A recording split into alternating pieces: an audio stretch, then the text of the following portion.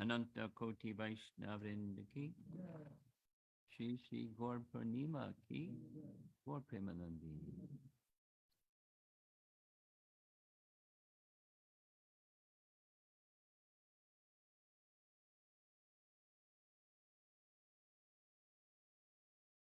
There's been a lot of anticipation for this auspicious day, and it's now upon us.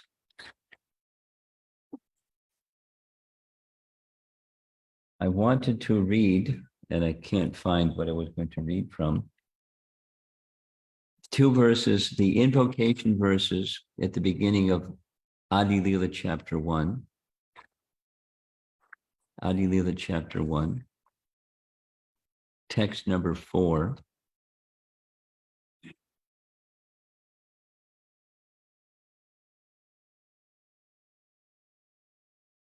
And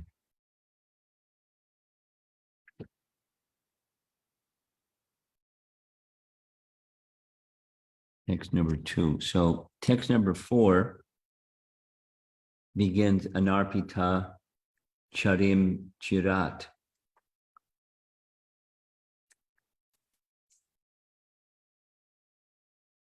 Adi 1.4. May the Supreme Lord, who is known as the son of Srimati Sachi Devi, be resplendently situated in the innermost chambers of your heart, resplendent with the radiance of molten gold.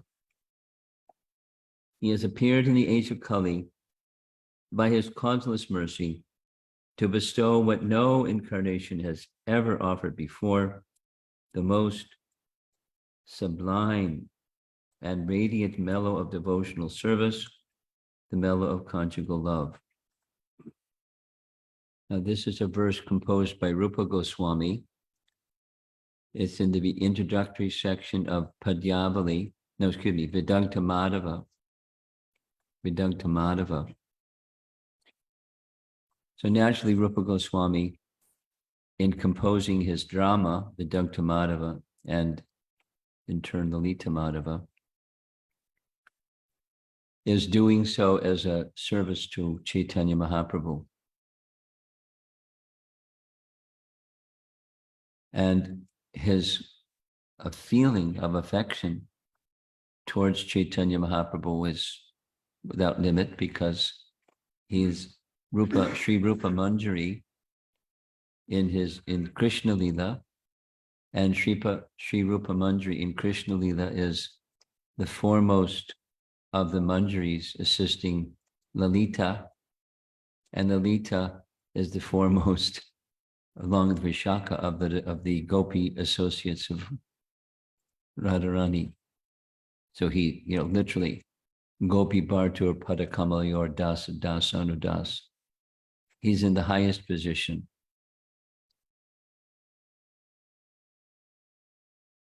And his description of Krishna's pastimes in Lalita Madhava, Vedanta Madhava, then Lalita Madhava, is out of this world, fully transcendental. And he's deriving the capacity to have those realizations and the writings and the understandings of things from Chaitanya Mahaprabhu. So he's offering this prayer. May Chaitanya Mahaprabhu be situated in the innermost chambers of your heart, resplendent like the radiance of molten gold. He bestows upon others which no other incarnation has ever offered before. The most sublime and radiant mellow of devotional service, mellow of conjugal love.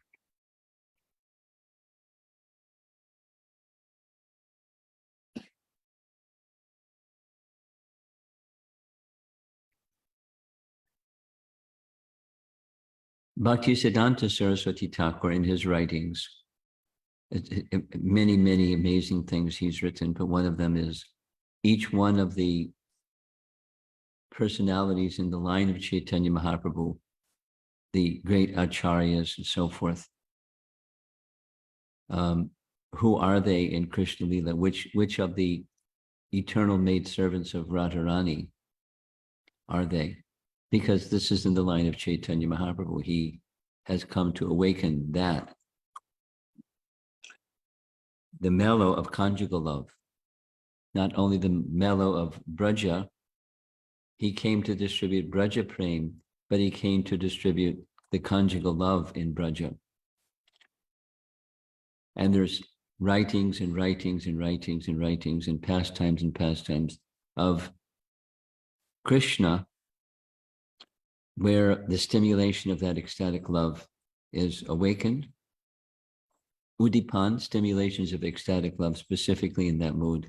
And his followers stimulate that mood. And for those that are very, very fortunate, that mood awakens by the mercy of Chaitanya Mahaprabhu and his associates, as did Rupa Goswami. And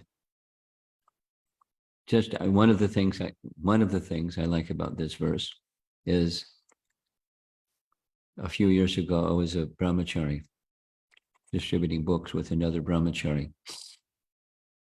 And every day before we would begin our book distribution, we'd recite these invocation verses. And we especially like this one. So it has a special meaning for me. It was the way that we fixed our consciousness before beginning our service.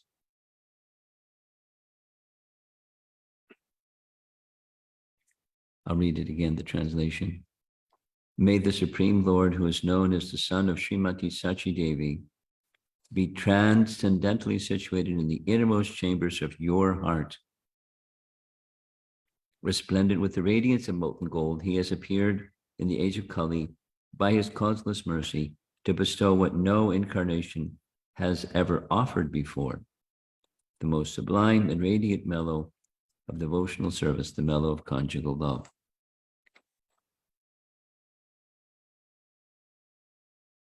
Now, later, these introductory verses are expressed again and again and again, because they're threads or themes that appear, and then they expanded upon, and then some other topic, and then again they appear, and then again they're expanded upon. It's just the weaving of the fabric of Chaitanya Charitamrita, as the expert poet Krishnadas Kaviraj expressed. And I wanted to read one of those later references that's in Antya Lila, and I wrote it down wrong, and I can't find it. So maybe later what I'll do is I'll find it, and we can circulate it, and you can read it on your own. But it's a very nice, mainly in the purport, where this verse, Anarpita Charitam, Charim Chirat, is written. And essentially, one of the things that's being said there is that as Chaitanya Mahaprabhu came to give this gift, what the gift is within Srimad Bhagavatam. I hope you've noticed that the followers of Chaitanya Mahaprabhu have a profound love of Srimad Bhagavatam. And there's a reason. Besides, the understanding, it's the Amala Purana. But the teachings of Lord Chaitanya are the teachings of Srimad Bhagavatam. And the teachings of Srimad Bhagavatam are the teachings of Lord Chaitanya.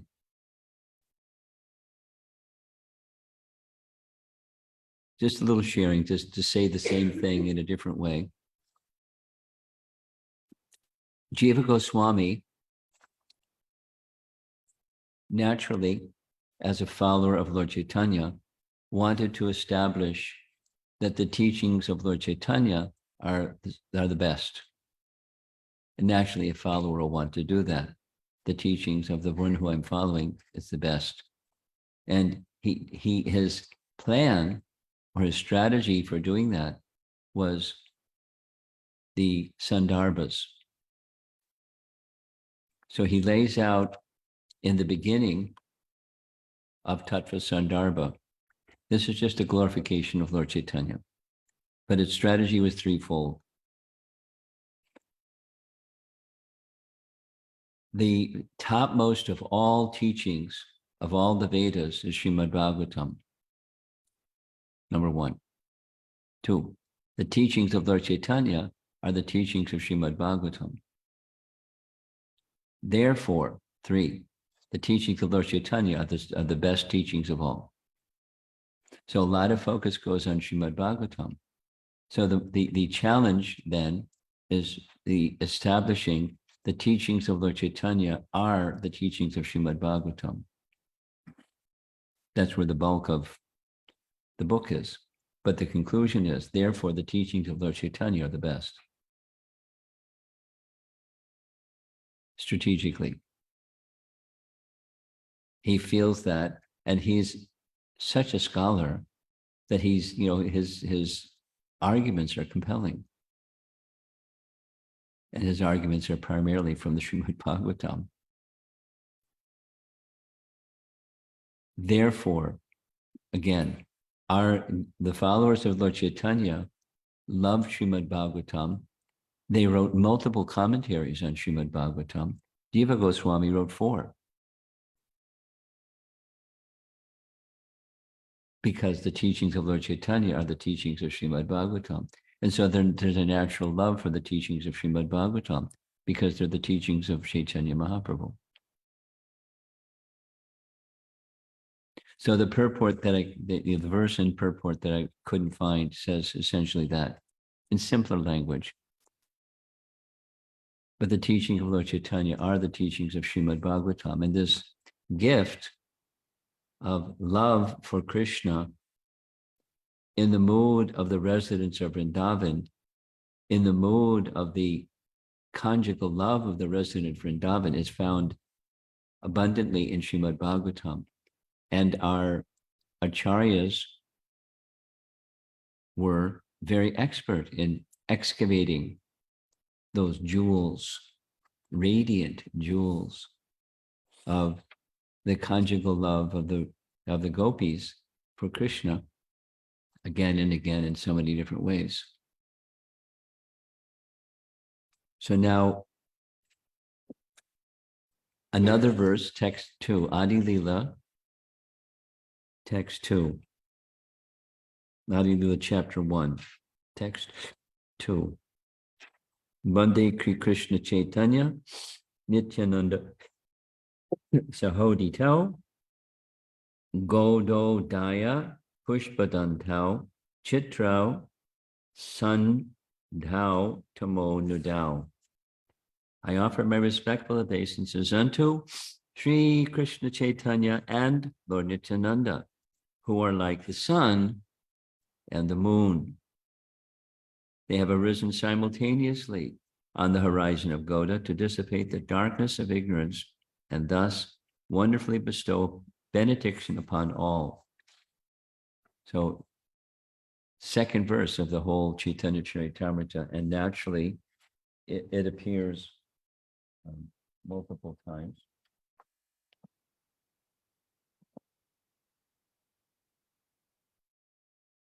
And hopefully the verses I wrote down were right.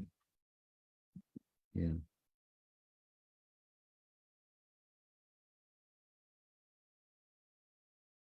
Oh.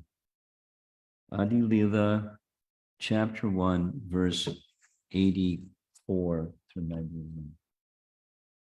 I hope I got it right. Chapter 1, verse 84.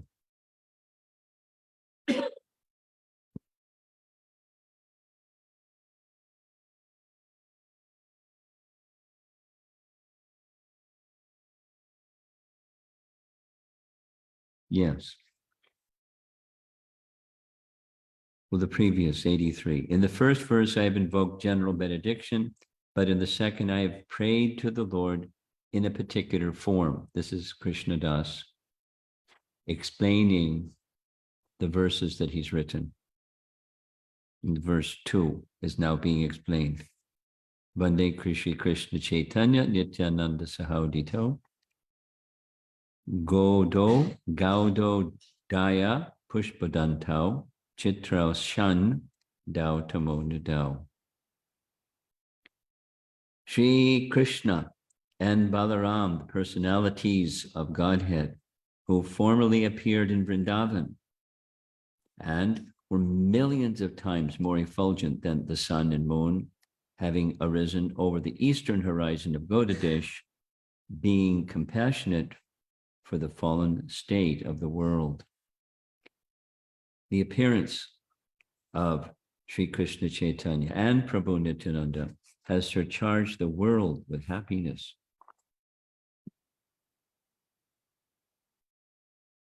As the sun and moon drive away darkness by their appearance and reveal the nature of everything, these two brothers dissipate the darkness of ignorance covering the living beings and enlighten them with knowledge of the absolute truth.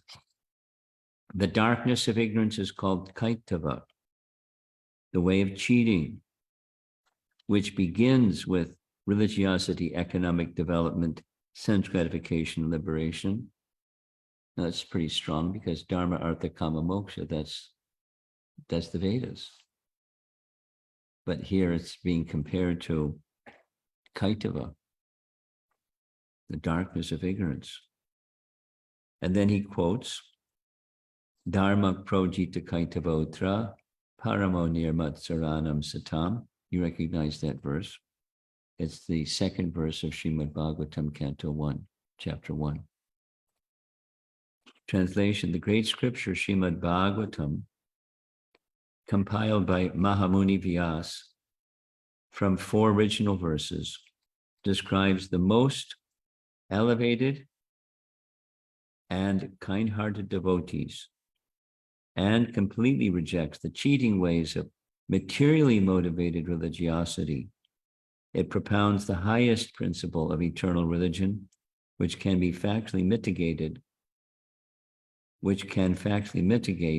the threefold miseries of a living being and award the highest benediction of full prosperity and knowledge. Those willing to hear the message of this scripture in a submissive attitude of service can at once capture the Supreme Lord in their hearts, which follows, this proceeds, but the verse following, may the Supreme Lord become situated within your heart. So now we know the method. Therefore, there's no need for any scripture other than Srimad Bhagavatam. So I'm going to read the purport. It's long, but it's connected to what we're doing. This verse appears in Srimad Bhagavatam 1.1.2. The words Mahamunikrite indicate that Srimad Bhagavatam was compiled by the great sage Vyasadeva, who is sometimes known as Narayana Mahamuni, because he is an incarnation of Narayana. Vyasadeva, therefore, is not an ordinary man, but is empowered by the Supreme Personality of Godhead. He compiled the beautiful Bhagavatam to narrate some of the pastimes of the Personality of Godhead and his devotees. In Srimad Bhagavatam, a distinction between real religion and pretentious religion has been clearly made. According to this original and genuine commentation on Vedanta Sutra, there are numerous pretentious faiths that pass as religion, but neglect the real essence of religion. The real religion of a living being is his natural inborn quality, whereas pretentious religion is a form of nescience that artificially covers a living entity's pure consciousness under certain unfavorable conditions. Real religion lies dormant when artificial religion dominates from the mental plane. A living being can awaken this dormant religion by hearing with the pure heart. Now, in the appearance of Chaitanya Mahaprabhu in the age of Kali, one of the three external reasons was to establish the Yuga Dharma. In establishing the Yuga Dharma, he had to confront the Kali Yuga symptoms, and the Kali Yuga symptoms are mentioned, the pretentious religion or Kaitava Dharma. And we heard last night, we're going to hear a little bit again tonight. Why Navadvip? Well, there's multiple reasons why Navadvip. One of those multiple reasons is Navadvip is Chaitanya Mahaprabhu's eternal abode in the spiritual world. Question. This is Bhaktisiddhanta Saraswati Thakur answers this question in Sri Brahma Samhita. The followers of Lord Chaitanya, as they become perfect in bhakti, what's their destination? It's amazing answer. The destination is Goloka, but it's not just the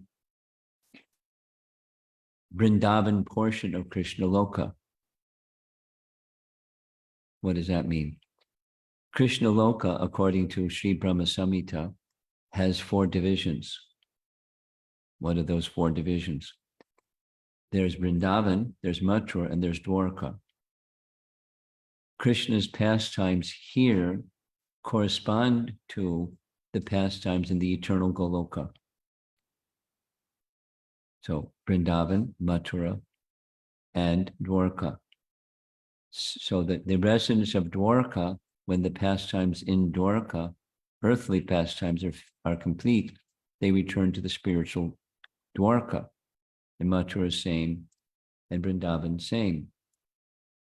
However, the language of Bhaktisiddhanta is there's a quadrant, and one of those quadrants in Krishna Loka is known as Sweta Dweep.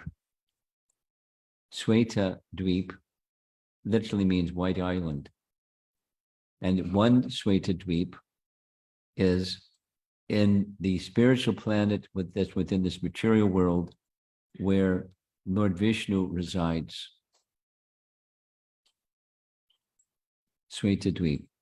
Sweta Dweep is the place where the demigods go, along with Mother Earth personified as a cow, to petition Lord Vishnu to appear.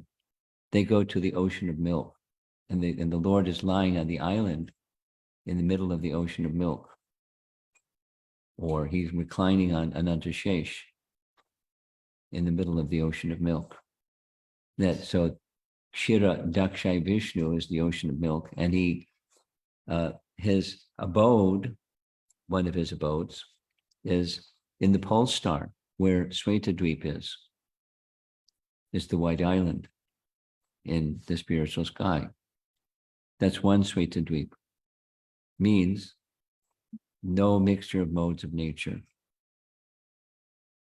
And there's another Sweta Dweep, Bhaktisiddhanta describes.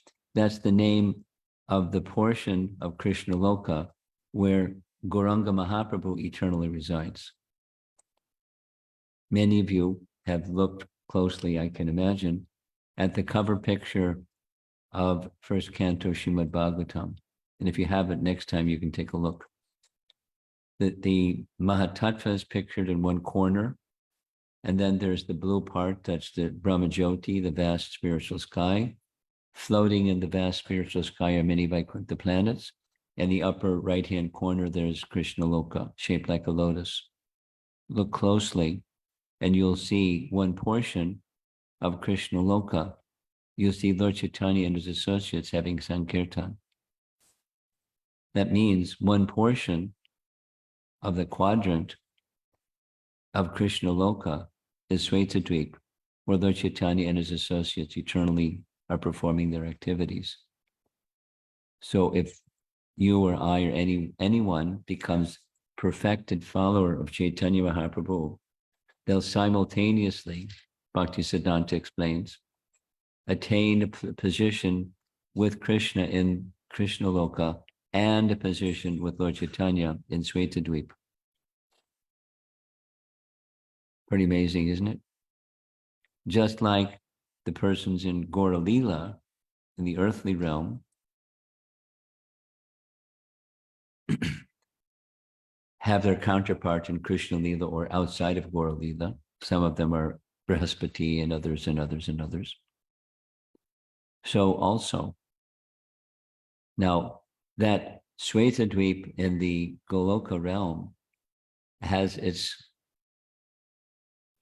counterpart in this realm, and that's Navadweep. As Svetadweep is an eternal place in Krishna Loka, Navadweep is an eternal place. When Krishna appeared, he appears in his eternal abode. He descends with his eternal abode, yes, but Vrindavan is an eternal abode. When Krishna withdraws his pastimes, nonetheless, in the uppercut feature, those pastimes in Vrindavan are always going on. And one has to have the spiritual qualification plus the mercy of Krishna to be able to behold those pastimes. Same can be said about Navadweep. It's fascinating. But Navadweep in West Bengal is an eternal abode of Chaitanya Mahaprabhu. However, during the time of Chaitanya Mahaprabhu's appearance, there was Kaitava Dharma abundant. The true purpose of Dharma was covered. Instead, something else, the covering was prevalent. And that covering, we discussed a little bit yesterday, was the Brahmanas who should have been exalted Vaishnavas had deviated from Vaishnava practice and had become far more interested in karmakanda rituals for material prosperity and material enjoyment. And that was one of the reasons for Mahaprabhu's appearance, is seeing this Advaita Charya. We'll be discussing it this evening also. Advaita Charya fervently prayed to the personality of Godhead to appear, and he appeared, following the fervent call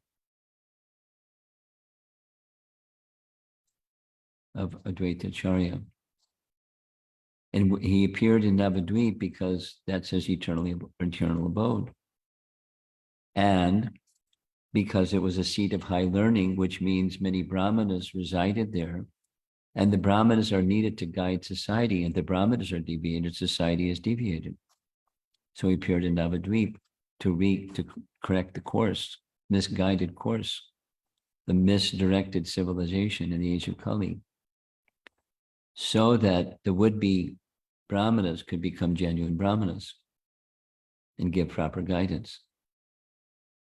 And so that's part of what he did in his transcendental appearance. And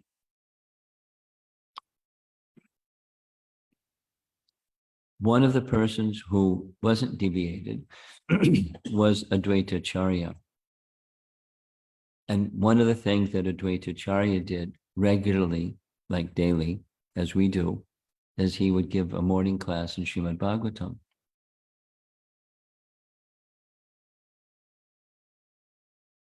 And Nimai Pandit's elder brother Vishwarup attended that morning Srimad Bhagavatam class of Advaita Charya daily. And because of his absorption in the message of Srimad Bhagavatam heard from Advaita Charya, his life became perfected. Vishwarup. And it's just part of Lila. I mean, he's not an ordinary personality. He is Balaram in Krishna Lila.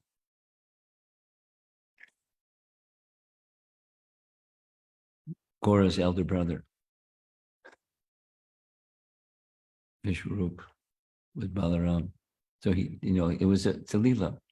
But that's part of the Lord Chaitanya's appearance, is to give, to revive, reawaken the remembrance of the real purpose of life, and then become immersed in that real purpose of life by the very simple process of hearing.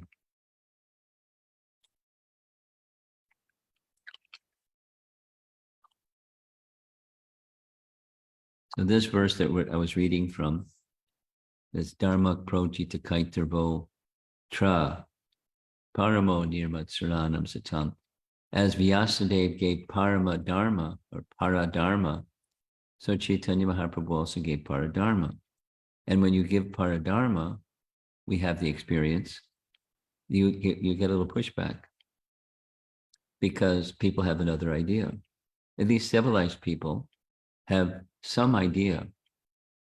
And it's just, therefore, those who are presenting on behalf of Lord Chaitanya, paradharma, have to be very patient, have to expect some reservation, some reluctance, maybe even some criticism, and so forth and so on.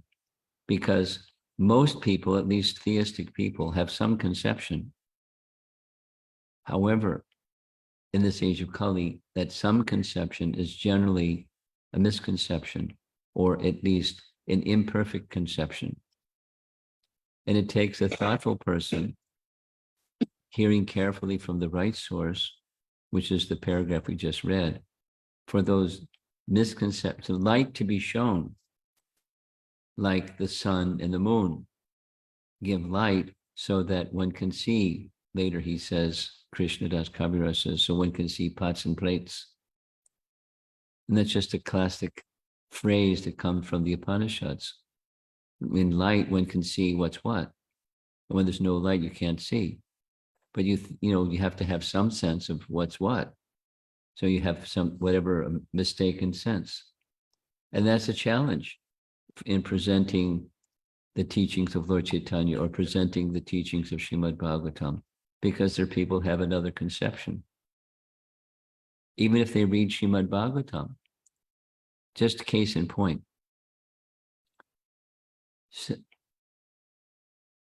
Saturday evening, we discussed the life of Sarvabhauma Bhattacharya. And in the life of Sarvabhauma Bhattacharya, he was very scholarly. He wanted to hear from Chaitanya Mahaprabhu, who then said, no, I want to hear from you, the Atmarama verse, which means he knew the Atmarama verse, which means he knew Srimad Bhagavatam.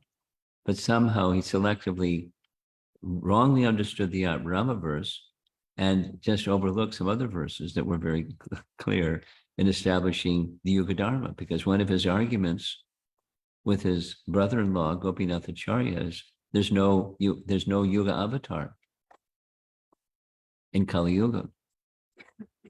Although very clearly Srimad Bhagavatam indicates there is. In two places, very clearly it indicates there is. It doesn't give the name, but it gives the quality or quality of the characteristic, the lakshana. But he could see but not see. That's the way, that's how Maya works. You can see but then not see. You see something else, or you don't see it at all. So that's the circumstance that we face. And that's the circumstance that Lord Chaitanya faced. But he had the spiritual potency naturally, because he's the personality of Godhead coming specifically to bring light into the dark age of Kali. And Nityananda is compared to the moon, while he's compared to the sun, more brilliant than millions of suns. That's pretty brilliant. But, not just in illumination, kind of the material kind, but transcendental knowledge. And still people had difficulty, some, to receive and accept that light.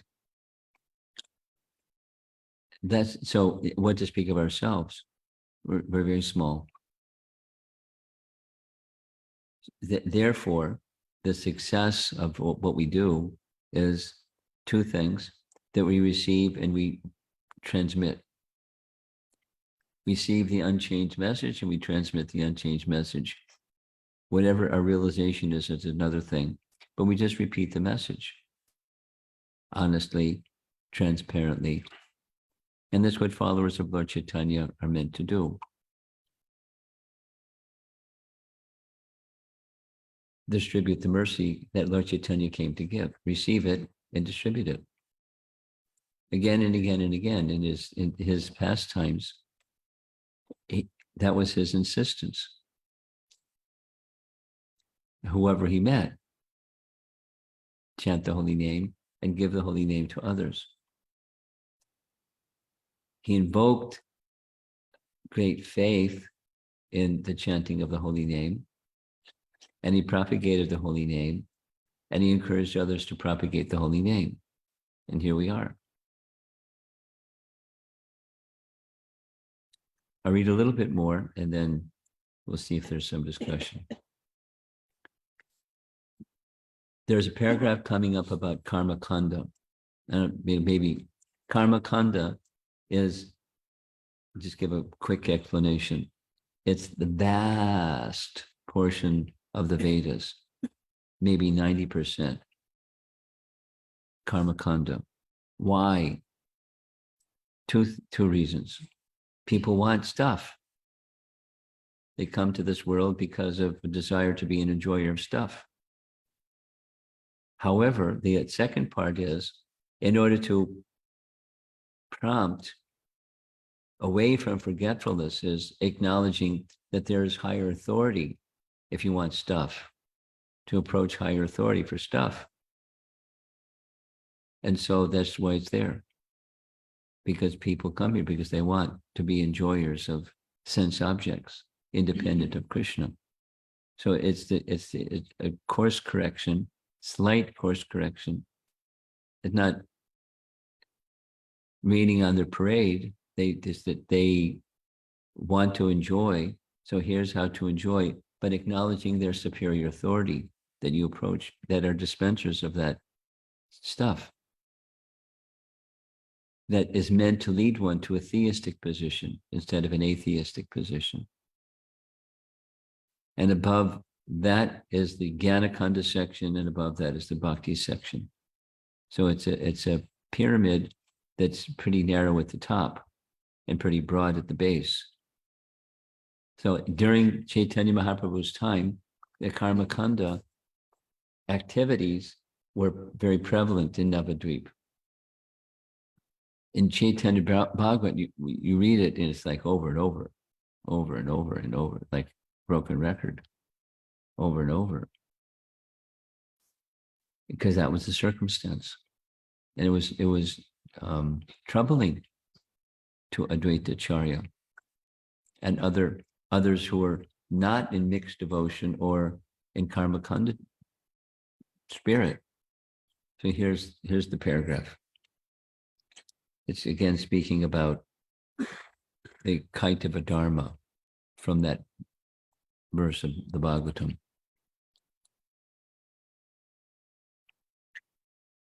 The path of religion prescribed by Srimad Bhagavatam is different from all forms of imperfect religion.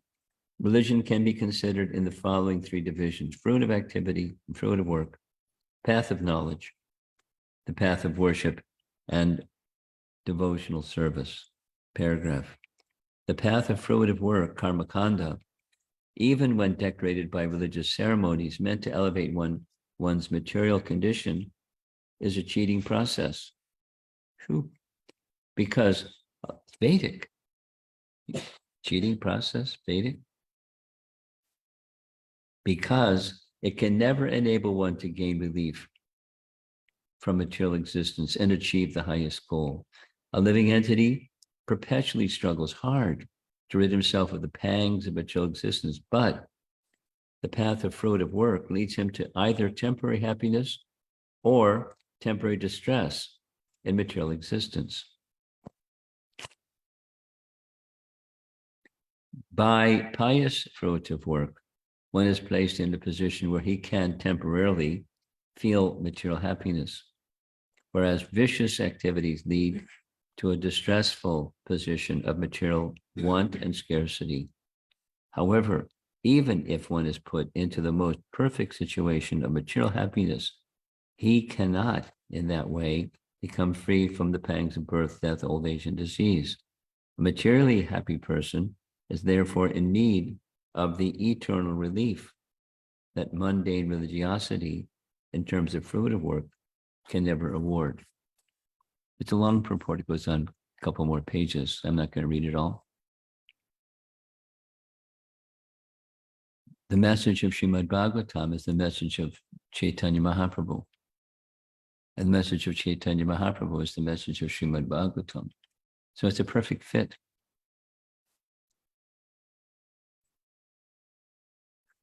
So our morning Prabhupada introduced the system where every morning, Srimad Bhagavatam class. Every evening, Bhagavad Gita class. Because those are the literatures that give teachings or give direction to human society towards transcendence, or specifically towards Krishna Bhakti. And then Lord Chaitanya refined that further by Prema Bhakti, and refined it further, Braja Prem, and refined it further, the love of the gopi damsels in Madhurya Rasa. Not to say that other rasas are not sublime or not to be sought after, but they're not the same. So we're honoring Chaitanya Mahaprabhu today, and the gifts that he came to give us, it's good to acknowledge them as best we can, to receive them and to live by them. And as we can do those two, we can then try to encourage other people to hear Srimad Bhagavatam, to understand the mercy of Chaitanya Mahaprabhu, especially today on Gaur Purnima Day. So I don't know what your plan is for today, but if you fast, chant extra, whatever your normal practice is, chant a little bit extra or a lot extra, whatever is suitable. And hear something from Chaitanya Charitamrita.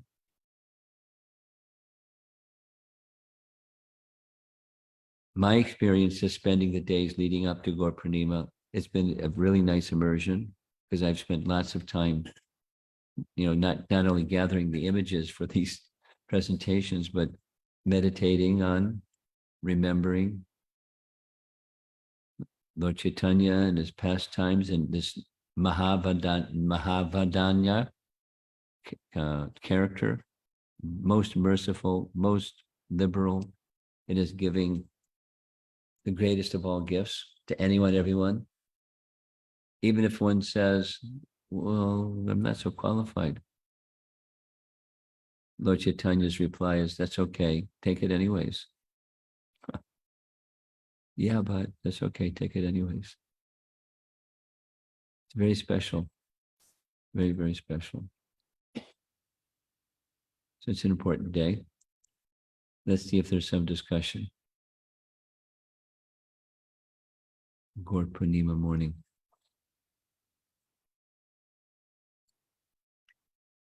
Yes. I can't hear you. It's louder.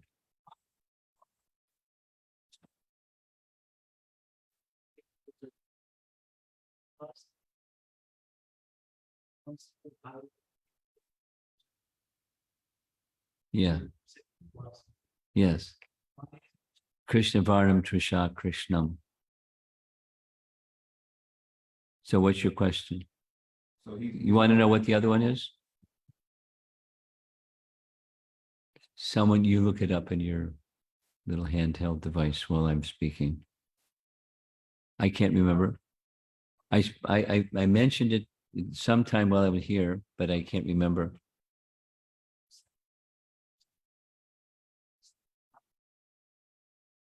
Could you take this phone call outside? Prabhuji. Thank you.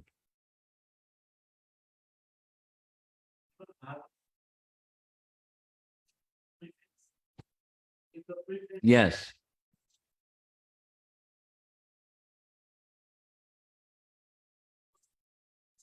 Yes. Yes. It's our founder Acharya wanting to introduce us the right way to Srimad Bhagavatam. It's not like there's a wrong way, but we have better access to Chaitanya to Srimad Bhagavatam through the mercy of Chaitanya Mahaprabhu. And supposing his reader, because who is his reader? The world. Maybe scholarly people, but not just scholarly people, just the world. So how much do scholarly people know who is Chaitanya Mahaprabhu? Or how much does the world know who is? So he wanted people to know. Those that receive Srimad Bhagavatam, they should have some understanding of Chaitanya Mahaprabhu. And, there may be multiple reasons why he did what he did. Those are some reasons. Did you find the verse? I'm only find the one. The others are from the other Puran. Okay.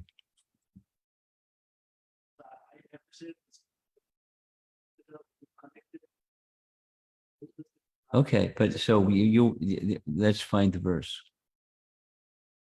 So that's your assignment. You find the verse and send it to all of us. And I'm going to do something. Oh, yeah, I'm going to find that reference that I wanted to read from this morning and send it to all of you. I had my first class this morning at 4:30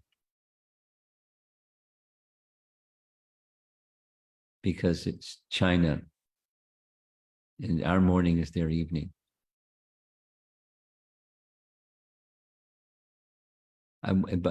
So when I started the class, I found out their Gaur Purnima is tomorrow.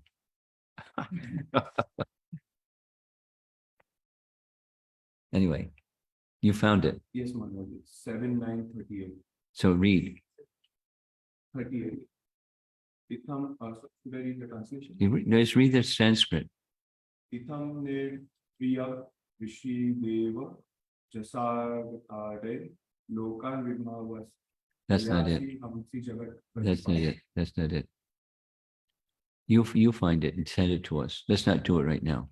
You find it and send it to us. You always have something. I came to Prabhupada's teaching also, like being from the south. All I knew was just all my between the two, there was one actually. And until like coming here and reading Prabhupada, because that's the first time I came to know that there is something beyond those two things. So, very fortunate that we got to like these teachings and even to understand what the relationship. It's very attractive. The personalism is very attractive. I was having a class with some educated working group of Western people this Wednesday last week. And they were sharing, this is like I'm sharing with what they were sharing, a perspective on when I grew up, I started disliking the word God because it was, they didn't give the because I had like this aversion or allergy to the word God. I never thought I'd be, on the path that I'm on right now of learning more about Krishna, who is God. And, so I don't know what happened. So, how do I handle that discomfort? So one of the things I said is really easy. I said, everyone understands we want to be happy. And everyone understands the greatest happiness is love. So she said the same thing, the choices were some rituals or impersonalism. That's all I knew. So with, with either of them, that there's no love. It's selfishness or impersonal, no person, no love. So everyone understands happiness is something we all want, and love is where the greatest happiness is. So that God is a person, you don't have to, be allergic to that. You may have to get accustomed to it because you're used to something else and used to something else that you then rejected because you didn't like the God word. There's a lot of people like that. They're not exactly atheistic. It's so whatever. It's being presented in such a way that it becomes unattractive instead of neutral or attractive. And that's part of the obstacle that we have. So a big part of our presenting Krishna consciousness is to be Krishna conscious. It's to be loving towards Krishna and loving towards parts and parcels of Krishna, thus Kripambuddhi, being recipients of Lord Chaitanya's kindness. It'll help us to feel and to give to others what Lord Chaitanya came to give. Yes. So Maharaj, you mentioned that there are people who, even though Sarvabhauma Bhattacharya read the whole Shastras, even Bhagavatam, and then he couldn't extract prema from it because Krishna didn't reveal himself. Yeah. So we find that, like you said, there are many people who are out there who we come interact with. And even though it's very clear. And even what? Even though it's very clear. Even it's clearer. Then also it's very difficult for them to accept, even defeat. They'll be like. It's not just people out there. There's families with children in their family that don't accept. This is, Hare Krishna families. And their children are, they're not, some are rebellious. Or, there's all kinds of things. It's all kinds of things. What to speak of out there. So what to do? That's your question. Smile on the inside. And then you smile on the outside because you're smiling on the inside. And you have to understand, you make your best effort with intelligence that Krishna provides. What's the best thing for this person to make one more step towards Krishna? Not out of controlling or manipulating, but out of when there's something you're smiling on the inside, you'd like them to smile too. Compassion. So, and then you fill in the blank. Depends on the person, the circumstance, etc. One obvious thing, really obvious thing, is prasadam. Everybody likes. Most people like. Almost everybody likes. And there's if we have faith in the power of prasadam, then distribute lots of prasadam.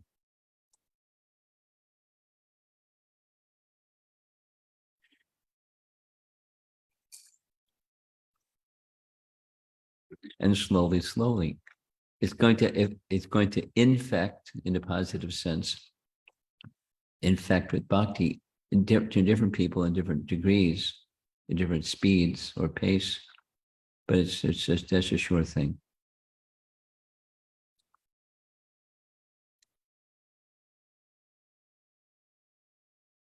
And Nam Sankirtan, Harinam Sankirtan. People may like, they may not like. They may understand, they may not understand. They benefit. So the faith in those two things.